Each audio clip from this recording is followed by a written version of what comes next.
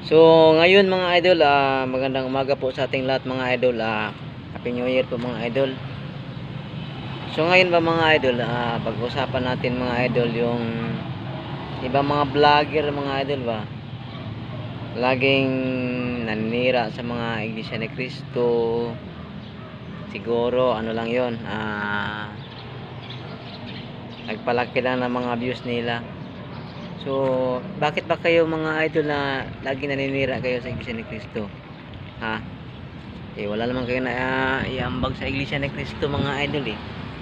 Kahit isang kusi mga idol wala kayo na iambag sa Iglesia ni Cristo mga idol. So, tingnan nyo yung sambahan namin mga idol Tingnan nyo ito. Ayan mga idol Ayan ayan. Nakita nyo yung mga idol? Ayan Lagi kayo naninira. Ayan Ang ganda ng sambahan namin Ayan Ayan Ayan. Ay nako, lagi lang kayong naninira, wala kayong naiambag ng kahit isang kusing. So maganda yung sambahan namin mga idol. So galing yan ng mga abuloy namin, mga member ng mga Iglesia ni Cristo na mga mahihirap lang, pero nasa tama naman yung tuntunin at paghahandog namin.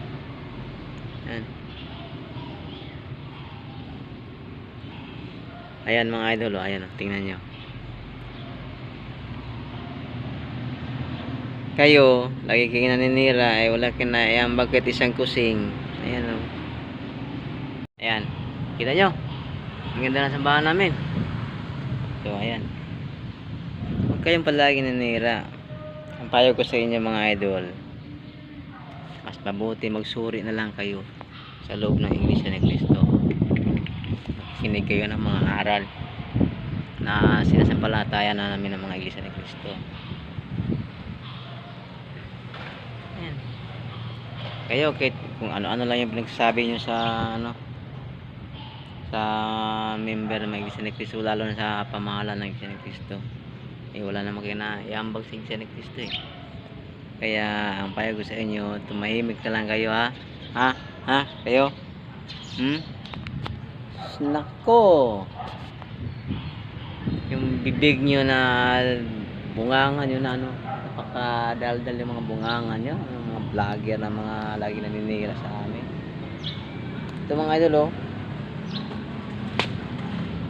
para magsubukan tayo dito. Hindi, joke lang. Hindi kami makipag-away mga idol, kasi nasa nasa Biblia yun mga idol, na mamahalin namin yung mga kaaway namin. Kaya ayaw namin na makipag-away sa inyo. So shout out yan sa mga vlogger na lagi naninira sa Iglesia ni Cristo. Tigilan nyo na yan. Buti pa live kayo sa loob ng Iglesia ni Cristo. So salamat.